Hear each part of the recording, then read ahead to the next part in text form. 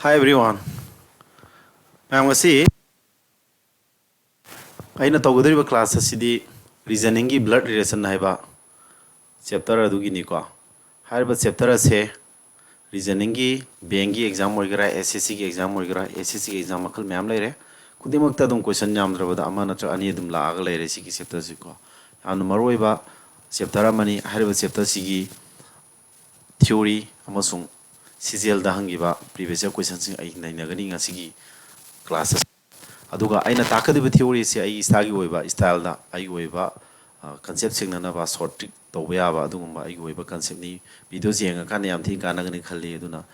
ai gi viewers sing ai gi subscribers sing aduga atopa anoba chata sing ko harib chapter sida phajana haitri ba chata sing ai gi theory si phajana mamu tani biro aduga CGL gi and 2023 da thagi ba tier 1 question khara ai nei nage adu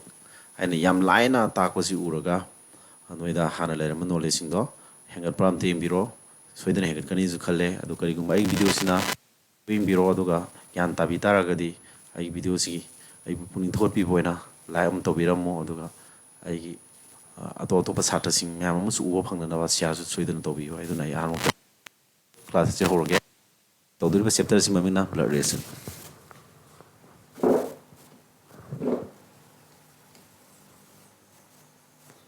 blood relation. Aku tahu dia blood relation habis. Tahu dia chapter maming blood relation habis maming dikeno. Ko I mari habani. Ko aku dah mari mata aga habado. Mai tu lon haraga di. Yang dah prize. Sigi blood relation je. Tiap se han mada generation start habama. Ai gue be style da ko generation start habama ai ye kani. Generation start se hani ek pahir Kanda next Mingo Kang by Tariko relation names relation gi ming sing am khangin batai relation gi ming sing khangani number 3 da ga question aduna diagram ek patam dia method tani akuna kari kari mingo gram se akuna do pada diagram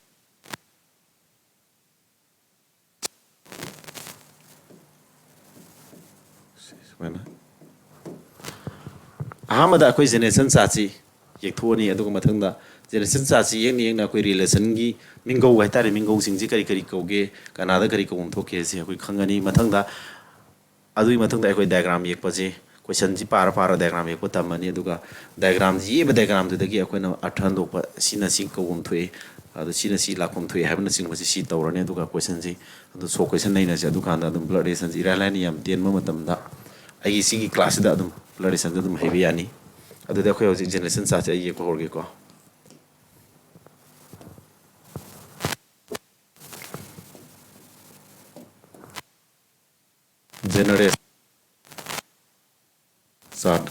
generation start has enemy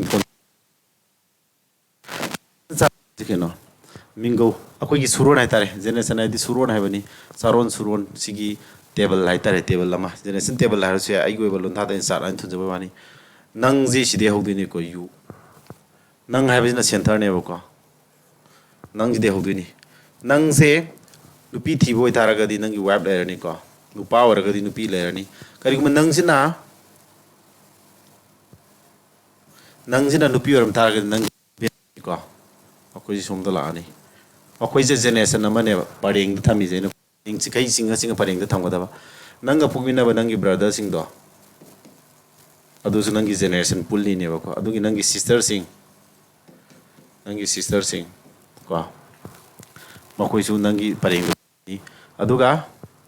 nang gi cousin hai bji kana no mingo ji khang khang sala je ba ko cousin hai bji nang gi uncle ko natrak an ko bum thuk pa nang uncle natrak an hai uncle hai bji kana no hai tara ga di nang gi baba natrak ima ga pukmina ba nupa hai tare ko mayam boye be ai mano be ma khoi uncle kawi adu an haraga na nang gi baba natrak ima ga pukmina ba nupi sing hai badi masi be ai masan be nang gi ima ga pukmina ba natrak baba pukmina ba nupi natraga masi natrak masan sing na an kawi adu ga mayam natra manaw pa or magana uncle kawi makoy na pol ko masado nang gi kai kauni cousin kauni ba ko simalere si paring mo da pul nei ne cousin si mo khoji ade ama nangi ne aman lor ko nupi nang kari kauni sister in law kauni ba ko nanaw pa lor ko nupi dus kai kauni sister in law kauni sister in law is SIL har ke ko sister in law hai ne SIL hai je sister in law hai ra ke ba ko adagi sister in law adagi brother in law sister in law brother in law ko nang le re nangi nupi thiraga na nangi wife la ni nangi husband nang nupa or mag nangi nang nupi or gan husband nupa or gan wife la ni nangi brothers sisters cousin sister in law sister brother in law adi nangi nase nupi natra nasi lori du nang brother in law ko re dana adagi suppose nang kari nupi oi tare ko nangi nupi oi tare adu nangi nasi lori du nangi brother in law tare sina singba brother in law mi ko khongo sister in law mi ko khongo si sing je genes mada parim makoi gi hek mathak sina nangi brother nangi ma makoi ma nangi ma natra baba sina nangi mathak hanni na moina mathak gi paring da lai ne ko aduga nangi nupi nang jadu da nangi father in law la ne FIL ima som thama su paring jaina ne thong ka swadi paring father in law mother MIL mother in law ne ko lani aga pokmina ba uncle adagi an ko makoi jina mathaki generation da haidi suro na mane akoi gi ahan oidini makoi ahan oi besina mathak hai option chik ta su kana daga father gi mathak ta grandfather lani aduga grandmother lani ko idau ibok hai je grandfather grandmother si makoi mathak ta great grandfather amasung great grandmother hai nang lani sumaina generation ama paring ani paring ahum generation paring mari lai makoi ji lai mari sure ko ek makha nangi makha de kana nangi nasa po ga di san natra daughter la ni ko nasa no pa nasa no pi ko si paring ko saina nephew hai se ke no nephew hai ba tamam la ni nephew ko nephew se ke no nephew hai je nephew hai ji masano pa oi de kanai masano pa no nangi through de kaudini ko mingau je you have ji de gi nang na kaur ko duine ba nephew ji kana kaudini ta gi nangi brothers nangi sisters nangi cousin ngasai lagi ba mayam nangi sister in law nangi brother in law ko makoi na pol ko masano pa nanga launa lai nari ba nangi husband na tra pol daughter na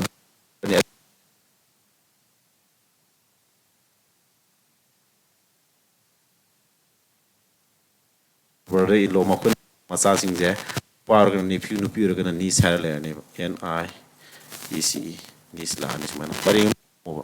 makoi jina adiga ma nangi nasano pi lobu nu pa du nangi di kari kaura nasano pi ji lobu nu pa du nangi di kai kaura san in law na tra adun SIL san in law nasano pi lobu san in law adigi nasano pa ngi nupi du kai ga daughter in law kaura ni sina DI daughter in law DIL sumana sambi de igi go daughter in law makoi na generation ama mo adi makoi makada na nangi nasulani nangi through dani ko aina haraka dusi grandson natraga granddaughter sumai lani makoi ge makada na great grandson makoi masajina nangi through da kai ko ne great granddaughter haina ko ne sumana generation sa se ama ani ahum mari manga taruk tare sigi sabian je generation sa che sigi sabian jem da khangje lo ko paring tare se kona diagram ek matam da generation put me paring da thong ne ko si am tang heng jelo si number 1 thage na generation cha to malwere ko si ma hirani si mi pi rani ahan mado ko si ma khangje lo nanga kana na paring le mingo ju si de khango bi are mingo ju si de ki akoina khara khango bi are mingo learn to bi are ko number 2 da number 1 da diagram ek hirani hare number 2 da kari hai diagram generation cha chi ani number 2 da na mingo khanga je relation name do noina khangoi da relation name sin du khara hal je bata nephew ji khara noina confuse ka mani ji khangjilo nephew hai ba ji nangi sister ka bum thok nangi cousin nangi sister in law nangi brother in law makon pokwa nupa organ nephew nupi organ ko son in law daughter in law hai ba ji kana no nangi na sanu pi law organ na son in law nasanupa lori benupiduna nasanupa lori benupiduna daughter in law sumai hairane bako hairko adigi uncle go be nang ima an hajira nangi baba natraga ima ga pumina ba nupi adi masi masan makoisi ko digi father in law mil mother in law hajiko father in ko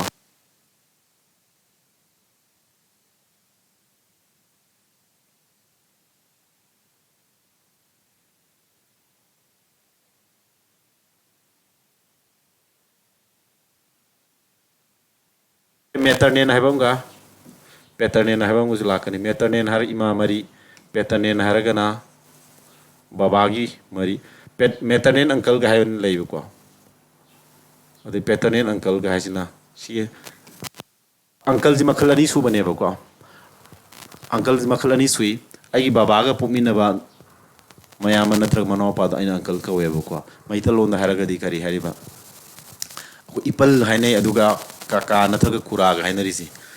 manaw poiro gana ko kaka na kura mayam bor gana ipal ga hainari ko basau ga hainarisi aduga imagi marida uncle haisina imag pumina ba manaw pa natra mayama ko na mamal ga hariba mama mamu ga hainarisi londaji adune ko sisi mingo sisi phajana khangjilani ko generation chat khangye mathang na mingo khangye akhona diagram ek ko do si generation chat si phajana khangjil la ganda akhoi diagram ek ko tamaji ko diagram ek pose number 3 the diagram ek pose hara give ko a is brother of a kana b ki brother ne a ase b ki brother ne hai tara di akona ngasai nang a is b ki brother gi phaliba b jing akta u du ni khalo nang ni khalo ba nang b ji nang ni khalo nang ki brother di ngasai paring am da legi dai ne a is b ki brother ne harmina Age Nupanina plus Santa Po brother the paring Sikhaise Tenzi Yog the Bida Sikhay Sumna Sing a neighbor ko Beach the Nupara Nupira Kangaroy Biggie brother ni had age Nupani having a plus Sanchin the pure minus Aduga Biggie have a city Matang Nupara Nupira Kanga Vanina Magidi came the Tamaroy and ye can never go Adagi Yakwasi Smahaji A is sister of A sister B kamaya kani A is wife of B kamaya kani yang jeba ko masai A je B ki sister ni hare si A je B ki sister ni hare B ki hare B du si thamo sister je som de ye ko jai ko A je B ki sister ni hare mina B ni na somari ye kani ba na som de som sai da thamo ko sukai ba leite o yet ona bada kam da so ba leite ko yet yana bada akai ba kam leite du gi di ko aduma su khangjilo aduga amak masimanaw je akoigi sikhai maching thui ko gender khangdra gana kaim idana thanmo haibane ko hojina ma a je b gi wife ne hari a je b gi wife ne hari wife aji a je b gi wife ni nupi ni sumaina adu matai manaw je generation nga sai ani yekpada generation ama da pundai ne ata di b na silairani a je b gi wife ne hari mina sumai leire ko adu wife ne hari sida ye bas dinga sai kari gi mong mala sigi mong depet ma Matimanaw ki tapta aduna matay manaw haibaji we hek laktar gadi matay manaw we hek laktar gadi na kalani mag tinjay hapo hoko masagi brother ga sister gu madana hapa roy matay manaw he paladi tinjay ni hapa ai gi we method ko adudi sina nupi we gadi sina nupa wara ni matay manaw ne samana samai ek pai dare diagram ek paji samana hayu paring amadi ek pai meram di keno ngasai na yuga paring amada lemi nanga paring amada lemi na brother sister cousin makoi du paring amada thamidana aduna tabida matamaka lakpagi haijeba ko chuma haramadi A is B's father A is B gi mapani harajeba A is B gi mapani haradi B have nang duni khalob nangi babadi mathakta leiroidro adudi A is B gi mapani harbena B de sithamo babasina mathak thamani adu A is mapani plus 9 tapani mama aur magana minus tapni wasi A is B gi mapani ad AZB mamane haragan maina sirani hairani ko asumani ekadaba ko yek paje adagi bang A is B's mother haragadi akuni yek tu kaino A is B gi mamane haramina si maina stap tare B gi mamane B di gender khangdi ko B gi mamane di mathak thammo ai banida B do not nang ni kalo nang ima di matutali ro nga sa generation sa de ko da yaw gi budo sumaina matang ye kada are ko adagi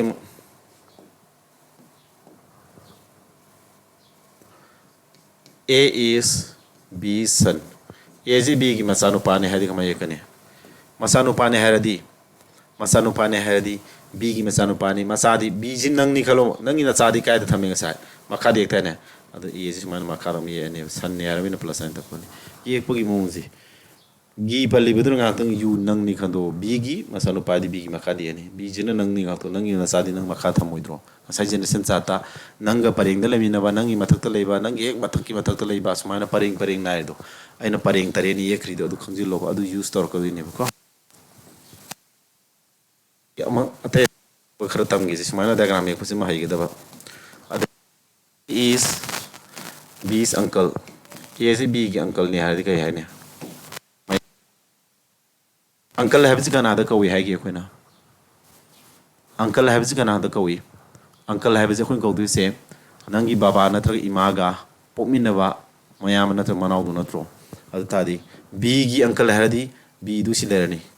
B gi mama na thra mapa am so lermani B gi sidai na hangali se horen hangala thamo ba kai no da khanga ka na me na hojiti B gi mama na thra mapa du khangde mama organ minus or piri ni ko se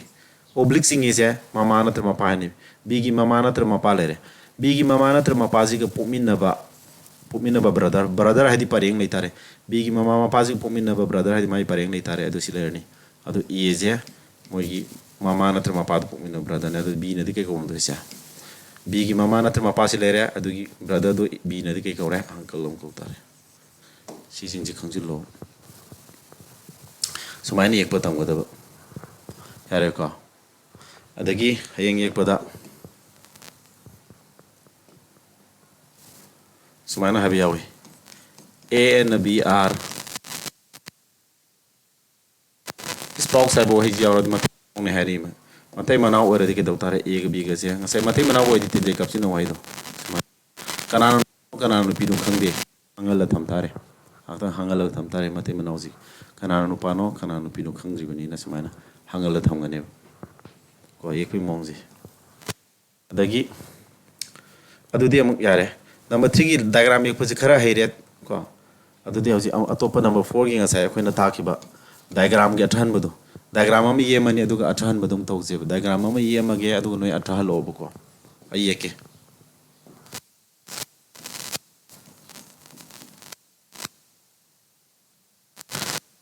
adudi question ji ma samai hange ko question ji akoina hangri ne ba kana da kauge sing ji ko B na D de kai kauni B na D de kai kauni B have a music mathuk ta lere do sima pa adi B na C de kai kauni sa B na C de kai kauni magi father lere father ji gi kero masima now sister na tro father gi sister tare B na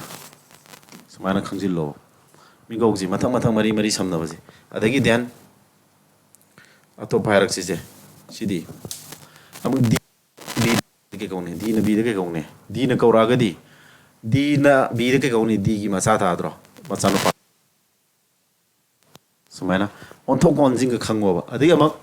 C na am B de ke kaune sa C na B de kari kaune ta C gi brother ni pomina ba brother du gi masa no pa ne ta di C na am B de kai kaudu ne ta ga di nang brother gi masa no pa di nephew ko roidro sumaina nephew mingo je diagram lera mama akoina kamaina mingo kongni je handok onthok konjing yek payo D na C de kai kaune D ga C ga pariyam da le sister kaudu ne ba ko am C na mu D de kai kaune D de sumaina mingo konjing je khangba C jing je khangji lo onthok konjing mingo je kari kau diagram je kana diagram je interpretation to ba athan ba hi ga do ba tare ko akata namaka yel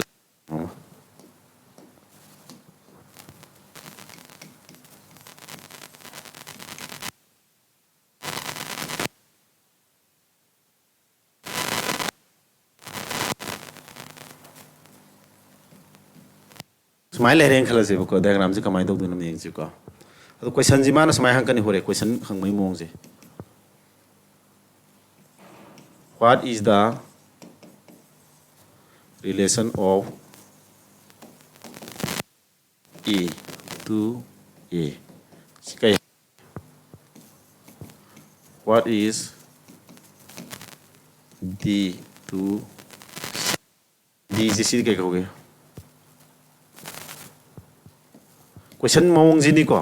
question gi hang bagi londa do aina khangna ba sida ta koi wane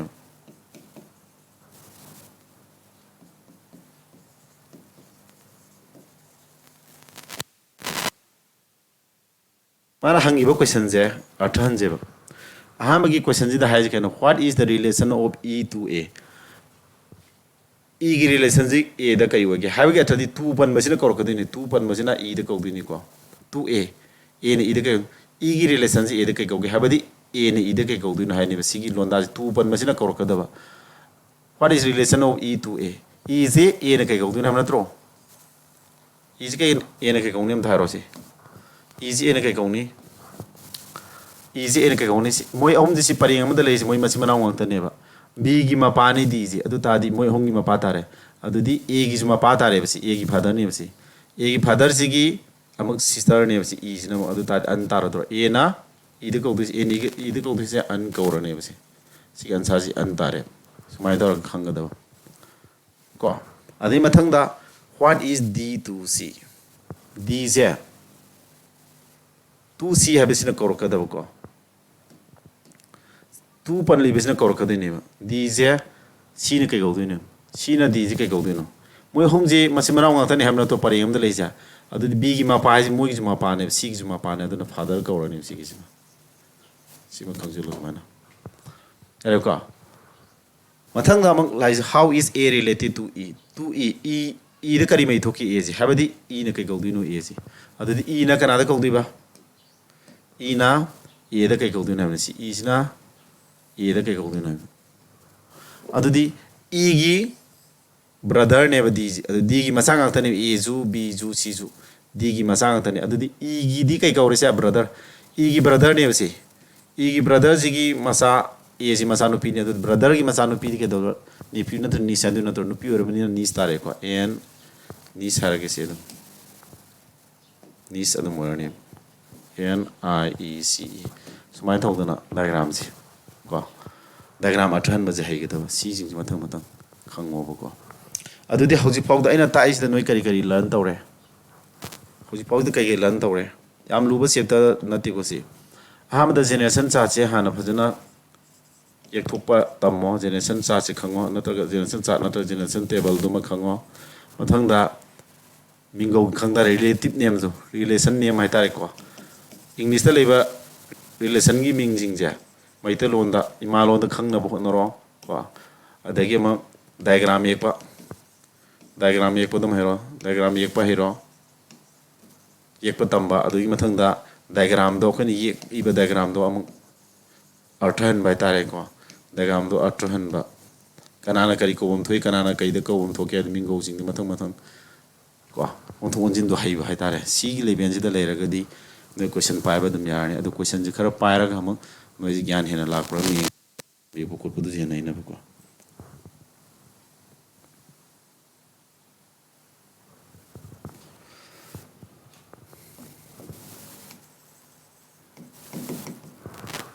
si eng ji ko si ko am thi yango sidai tau thi se noi soi da na mai pak la se bani ko noi mai pak na bi da mak ta ai ngon da ate ate ko noi na semanning ma video sing matang da ta aning ba daw le bi si jaga si matang da natraga any noi khang da ba kai kai tananing ba leira ga su career counseling kai gi to ba yai nana thabak si nang na leiri knowledge to ga nang karama exam thar sana ne habna sing ba se adu matang da ai ngon da connect tor pa yani ai samang sai tare lum sure coaching ning khale se ai coaching maming na Nobel Institute of Community Exams nice Kansipur ko Eastern Robert School mana MU main gate ka Eastern Robert ka ni marak ta lebani adu 2017 dagi coaching si tawre adu satra myam mai pa ko di puthoe approximately 80 di lan gre ko mai pa putho ko si ko handa ki latest handa ki achievement ko photo lobo collection to ko matam da ko adu satra myam putho kre experience so myam di leijare adu noina daw leba any jaga da ko wori utai sabe ya gani I contact number is later than the photo pianico. You want to question the pirate. Ganesh was taking a walk with his mother's brother's father's granddaughter. Who was he walking with? Ganesh na kanano walking seminary, taking a walk with his magi kanaga, mama Ganesh ki kaya no. Diniko Ganesh ke do CGL si 2023 ki July ki tang thara mari phasi ki Ganesh na magi mamagi Ganesh tu si lere khaloba. Ganesh ki mama di mathak ki leben da lerani ko mai mathak ta karani mama ki leben lerani Ganesh ki mama ki brother si lerani mama ki brother mai mama ki brother si lerani brother's father mama ki brother ki father hai di mama ki mapa ta ramani ko Ganesh ki mama ki brother ki mama brother ki father mama lere si brothers ki father hai di si lani ko Ganesh ki di kai chinge se grandfather tare si ke do ba masunupi granddaughter duga maga walking chamine hebane Ganesh to walking chamine se magi mama lere Ganesh ki mother lere ko se mother se ki brother mama ki brother ki mapa hadi Ganesh ki di madau tu atare dana sigi masu kara masunupi ga hebane badu madau si masunupi di kara de lani masunupi di anir kumak tu natro anir kuma ni sai pareng lere ni si pareng masunupi di si lawe dro Ganesh ki mama ko brother ki kedoba mapa habedi father habedi Ganesh ki na grandfather singe si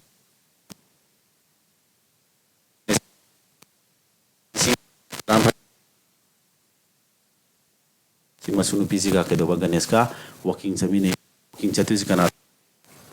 kari hadu mara who was he walking Ganesh to walking samine si kana no Ganesh ki kare kana hoye Ganesh to walking samine si Ganesh ki kari hoye Ganesh ki granddaughter ro Ganesh ki granddaughter ragadi Ganesh ngak tang yuning khalo asai Ganesh na kongdui ne ba Ganesh na kana Ganesh ki di kana thoke si ne ba granddaughter haragadi kya kumdui ba yu de ki granddaughter de adil kumdui adu kongdui mi di pareng da lera dro insan ama ye ki budaina tu na pareng da le nang granddaughter ko ya bro yaroi nangi mother ko nangi mathak ta lekang ko dum ni nangi makha da lekang ko ni pareng da le bada di cousin nangi cousin tare ko nangi pomina ba orambe ai na option ji mathu ina di cousin ta du ni heba kanda ba nangi ima gi brother gi father gi ko masunu pi hadi sigi nangi ima gi brother je sigi ke do ba nangi di uncle thoidana ma gi masanu pi edu ta di nangi di ke do ra cousin ta dro adu nang cousin jin an sa tare sman hot kane ba sigi ko si diagram ik pa daka wai de sidi ko generation table do sinara ga yek pasi Ganesh ki mama gi brother gi father have Ganesh ki di madau tare adu gi masunu pi have ne ba adu masunu pi ta di ke do tare Ganesh ki mama gi masa Ganesh ki masina tramasan ur masu evan saji ko Ganesh ki masina tramasan do si magi Ganesh ki mama gi brother gi father adi madau sina masu ko bom thwe Ganesh ki si ansaji ur magasu terwar magasu ansaja dum sung ya basi ko sister di habak tu sur ba Ganesh ki cousin tare adu di manga sagi Ganesh ki mama gi brother gi father gi granddaughter ban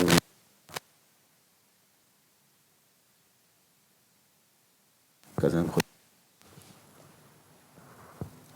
adu mathang da next question na mag ming je si question jina kaina pointing to Suresa du khutil laga ai ko ba aina hari ni ko aina hari ni she is the daughter she adi photo do she we ko si photo do ni si aji Suresa aja aina khud thilaga hari Suresa da khud thila aina hari ma aji sai Suresa do ma we ba daughter of the brother of the son of my wife maning digi hogudam sumbaji ko sumba question je kamai tackle tawgi yengu ko my wife ai dige no maning de hello sum open baje this akhoi this mai tawi ko open li baje off ya widana sia open li baje gi si matik sa athan o my wife habedi ai gi nupi ai ji kana no sida wangangi bada ai du natro how am I related to Suresa ai ji Suresa kai mi thoki my wife adi my du si lere ko my wife du si lere ko ate manau du si ai gi wife sigi si heading asai Suresa duni ko Suresa is the daughter oi kanagi of the brother of the son of my wife of my wife aigi nupigi son hai taragadi aigi isa tare aigi nupigi son haidi aigi isa tare bako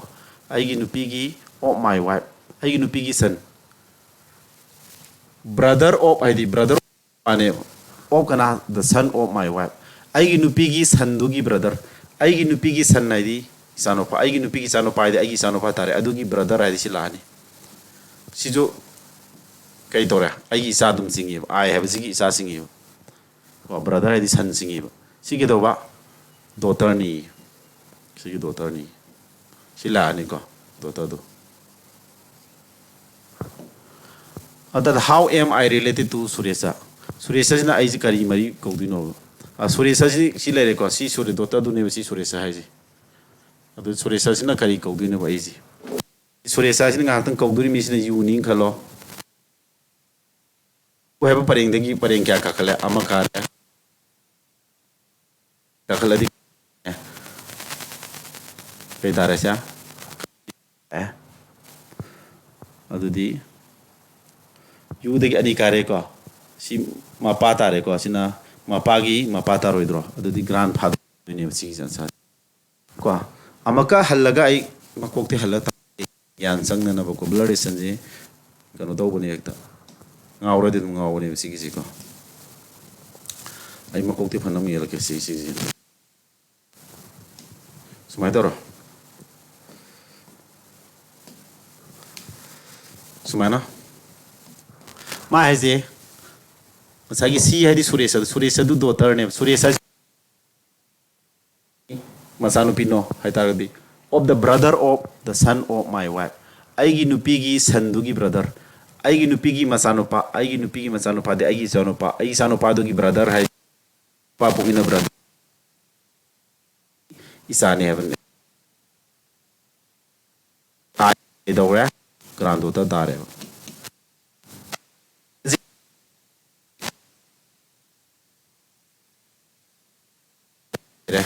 ko aigi wife lere tugi sandugi brother lere brother sigi daughter heaven daughter hebadi magi daughter sidi si daughter kai kom to es aigi wife sigi sanjigi brother sigi daughter adu tadi si daughter Suresha duneba adu Suresha sina aidi kai ko dun Suresha sina karakai generation karakai Suresha habis dagi generation je ama ani kare adu di ani kare ke daughter grandmother duneba aigi nupi lere si nupa oramani matai manawni si adu di grandmother habis man sa ko an palisi nupi yaroiba grand uncle ne tesi sigi magi mapa du pok mapa ni na grand option na si sumai hotu ni ba next time sigi yek pagi mi yawre se asagi akona si type se mi am common norim SSCGD daga yam hangi ni si type se ko SSCGD level na yam kan na hangi ba si kan gi yam na training oi ba question type tu ni si na ko sida haji na kaino sida mana relation ma pirame ko si type sam hangi ama ka haibe da phajun haibe yara bane du ye poji phajun tamje mana relation khara pirame si jing patho pirani aduga mana pirabiba si diagram je tu ne diagram ek pai mong ji kamai ka da ge em ta phajuna har ke ko hamada si ni jani ek na hona ni s ga si dollar r q dollar r hare sida ye tu si em da na ding dollar yaw nga sai relation si yeng ne kai hano sida min dollar yaw na haji si ga s ka bakta dollar lai bisna tais ke no she is the daughter of S heaven she is the daughter of S she is the S ki daughter ni sina takpadi she ga S ka hana hairo no she sina ahan ma pan mane natro ahama da lermi ba she akom da lermi S ki daughter ni han hayo ahan ba ki she akon S ki daughter ni adu ta di sida le Q ga R natro adu ahama da lermi Q se akom da lermi R ki ngai daughter ni Q si kana ki daughter ni ba R ki daughter ni R sina mathak to ye ni daughter oi di makha di tu natro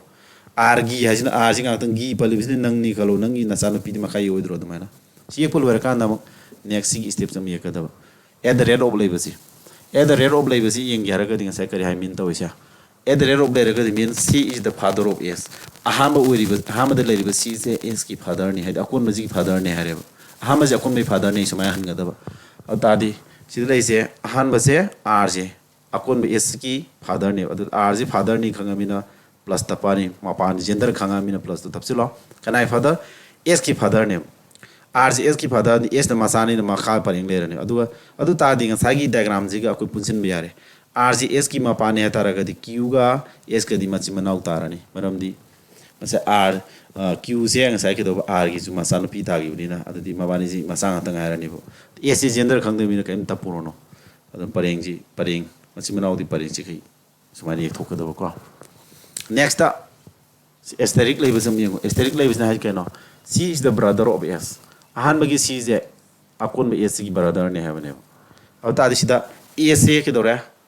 sina ta podi t ki brother ne have samane c yenga ka s t ki brother ne ahama label s t ki brother ne s t ki brother ne hadi brother di parem di ekta na sai generation do t ki brother ne span gender khang plus ta po adu mathang da dollar yawi lai dollar yawi mathang da keno ahan bagi c is the daughter of s akon me daughter ne haven adu t se kana gi daughter z ki daughter t ji daughter tarni kana gi z ki gi palibsina u ni khalo nang gi daughter di nang z ki daughter di jen mathak le ni daughter ma khala gi matro adu sumani ye ko lore diagram ni sumani ye thoni ahan no tada si ek lore matung da mana hangi question jing paro ko kare haba how is z related to q tu pan machine ko kadam ne hadro z se kana ko diba q na z se sigi q na kari han ko dino sini beng disi mun taro kana ko diba kana ko diba se z se q na ko dino ko duri mi se q na ko dino q jinga ta u ni kalo nangone gi generation ama ka khale ko nangone ama ka khat pa kangbu ne ba lei duisi adu nangone ama ka ra di sister di yaro nangi pareng da lei ngai generation table yek po doina ani ngai generation table yek po di nanga nangi sister parem da leidane nangi daughter sina nangi makha da lei si yaroi ko akhoi ko du si mathak ta leiba mi da ko do ne ba ima natraga brothers wife su yaroi nangi brothers wife si kari ko we nangi brother wife tu san sister in law natro sister in law du dinga sai yu ga akhoi generation chat han ba ge hek ye ki budo yu gi pareng da leitro sumai ta do option trick to bo matam da su bi dum ta jare trick ne bai no si to option trick to bo su bi dum ta jare ko aduga sigi through the diagram through the ngasai diagram athan bata ki den adugi through the eng su yare ko yengo makoi homji masi manau ni pareng de leiri ko makoi homji masi manau ni kyugi mapa ne basi kyugi mapa ne aduga sina ti gi mapa na tra mama oi duini ba somda makoi hongi mapa la gi ta sin mama so moira mane si matei manau oi mane basi tenjei du kapsin daro ko na khoni yek loira kanda phang phono le so khapsin ga dong ne makoi hum le re se kyugi mapa ha je ti gi mapa oi ram doro ne sidana ti gi mapa oi yaroi mapa ni su ya da bina mama oi mani adari ani si matei manau oi re adu kyuna je ta kai gaudu na mama ko rani sumani yeng su yare natra ngasai na option trick to budu kauduri ba mi je kyu je ngak tang khalo ba yugi mathak tang ngasai lai re gadi father oi pareng oi duni ba adu father oi ma oi moi pareng di yeng da ba adu brothers wife avedi nangi brother gi wife sister in law ka oi adu di nangi ngasai yugi pareng da leiba kangbu ne ba si ju adu ansau ba yaro sister ha ba si ju nangi yugi pareng da punna leimina ga daw ne ba generation do mathak ta leiba generation na ti adu si ansau ba yaro kauduri si mathak ta generation ama kari minan ko daughter ha ba si yugi makha da leida ne sumaina si ju yaro sumaina option trick to bu so dum ngasai gi aina ta ki ba generation sa to natra generation table haro haro khangnai madu ai sana tum ai di adu ye ga tawjai ko kana dai copy tor pusna te ai sana dum develop tawjari ni adu kana brang khale adu kana ra ga di madu dum learn to mathang da song le re sida a plus b means a is the brother of b si pithome si jing p be han no si sumai p be salan le re adu ga man p re si le re then which of the following statement is not correct maka sida sumda ba ma yarong ani madu kari no thiu hai bane sigi na types question no ba mane si kamai to diagram ye pyramid hani yo c ga divided by b c divided by b ham natro si kai haduna sia division jaw ke no a b gi sister ni adu a haina pa ga do ahan ba haina hallo ahan ni hari adu ta di sida lesi ahan ba ja kuj gana no c ji natro c ji b gi sister ni c sister ne adi pareng di sister oi di pareng di ani semana next minus labism yo minus labism na kare haba ahan ba is the mother of b akon bagi mother name adu di ahan ba akon mai mother ne hadi b je E gi mother ni B se E gi mother ni hadi E ni makha le ni E gi mama ni mathak thang do plus label mi yo khar thun thun yek patam ga do ni plus label da hajna han ba le ri is the brother of B akon bagi brother ne ba brother ne hari adu tadi sida le je han bagi E je A gi brother ne E je A gi brother ne hadi machi mana oi dis mana pari am da thamani ko E gi brother ne hadi mani ka A gi brother ne hari adu gi into label na kamai into label na han ba is the husband of B han ba is akon bagi husband ne ba adu han ba le je kana no se ya F के husband ni ये से F के husband ni ये से F के husband ni हदी माते मना वाले तीन जाई कब तक मरो F से नुपी तारा नि कोच मना F के husband ni समाई ये नि यार को मतंग दा माइनस क्या नो माइनस पलिजन ताको दी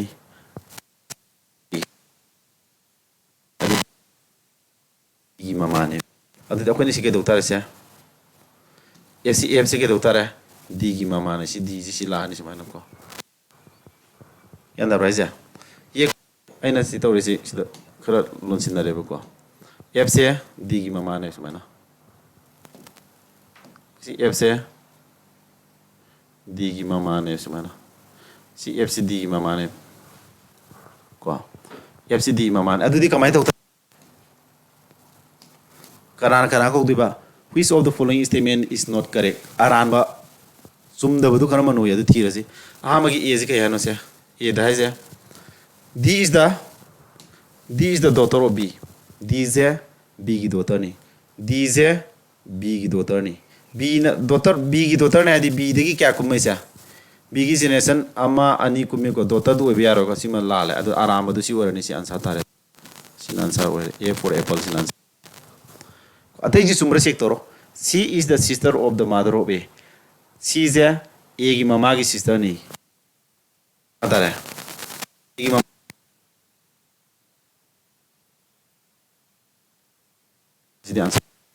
आरामती हुआ है बने हुई थी F is the wife of the son of B.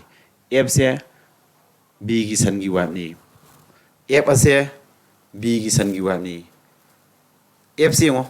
B की son ना दियो E का से B की son ने B की son की wife तो F से सी Mathang the B is the mother of A. B is A की मानी. B is A की मामा ने सुमद्रो. A का E की दिमाग में ना होनी. अदु E की मामा है B की जो मामा ने सुमे. अदु ना हम जी सुमे आराम से ना आंसर होई दिवस. माइन तो ना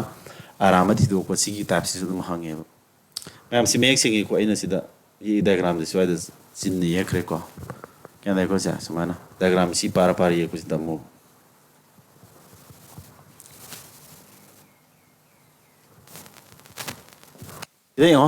C A plus B C pitho me aduga kedore C lere then which of the following statement is not correct C karamana chumdabagi sim yexiko yes yango hamada hajman A plus B ke hano plus levision ke hano A is the sister of B han bagi je akon me sister ne adu A is B gi sister ne adu A is B gi sister ni samai yani next minus levision ta ke hano A is the brother of B. Han bagi je akon me brother ne adu B is C ki brother ne. B is C ki brother ne adu masih mana waktu ni moju ko sama iya ni. Next ay division levision ta je no. A is the wife of B. A is B ki wife ne. Adu han bazi have ne ko. A is han madu ne ba. Akon bazi wife ne adu C is kana ki wife ne ba. D ki wife. C is kana ki wife. D ki wife. Wife or gadi matai mana waktu je. Kapse lo D na lupa or mani. Sama na ye kada ba. Ko. Ade among mathangda in two levels na kari haiba A is the father of B ahan bagi je akon mai father ni adu D is E ki father ni D is kana ki father E ki E na makha le ni E ki father ni na ko mathangda minus levels am yo minus levels na kari haiba ahan ba A is the brother of B ahan bagi se akon bagi brother ne ba adu di E is F ki brother ne E is kana ki brother F ki brother ne adu E is plus sign ta po brother ni haiba ni na ko Smaina diagram ji ek thokol hoira kan jida mana has not correct sumda badu thi wa bani sumda ba thi hora si ko A dhari C is the mother of F C is F ki mother ni C is F ki mother ni ani ji masimana ni ko adu ma gi ma pa sin mama C is F ki mother ni si summi summi statement ni ko si answer hoira right mathanda E is the brother of B E is B ki brother ni E is C B ki brother ni. Brother odi makha di ya bro. E is B ki brother ni ja bro. Brother di pareng ye kadung na tro si malale aduna arama do si tare sin answer tare. Arama ti wa habni sin answer tare ko. B for ball answer. Option number B is tane. Atai je sum sector mai hai. A is the sister of the wife of D. A is a D ki wife ki sister name. A is a D ki wife ki sister name. D ki wife ti si tare. C ki sister na tro A je sumi ko si sumi. Matanda A is the sister of C. A is a C ki sister name. A is a C ki sister ni sum draw. Sumale aduna only aran ba option number B is na answer ta do. Sumai tong dana diagram ji phajani ega hot ka dabni ko. Diagram ek pungi mong do aina mamang do sta kre hojik su ta e. Hanjin hanjin si ani hum jiem da dum ai gyan ta rang mani ni khali ko. Next CGL ki question amaga am eng se. CGL question ang tani ko. Question number 6 is looking at a picture of a woman. Binita said, "Nupi amagi photos yengaga Binita jina hairami. She is the has the pronoun ko masina ko kanano ko. Asagi picture of woman. Kasi nupi amagi picture do neba. Asagi picture da yauri nupi do neba si. She is the wife of my has kanano. My has kanano jida. My I think I say why ready kanano. My has Binita name. My father's father. Si atalo. Aigi babagi, my father's brother's father. Aigi babagi brother hai uncle tare. Now aigi hai kana no Binita gi hamne. Binita gi father gi brother sabedi Binita gi uncle tare. Binita gi uncle gi mapa di Binita gi mapa pokpa madau. Adu gi kedoba she is the wife of hamne. Adu Binita gi madau gi nupi ni adu kai tare mabok ta dro. Kai tare. She is the wife of my father's. How is the woman in the picture related to Binita? Woman do. She is the wife of my father's brother's father. Agi babagi brother gi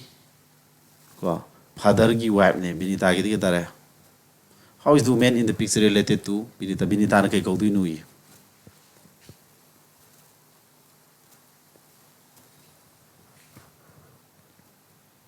Binita gi mapa gi mama ta duni ko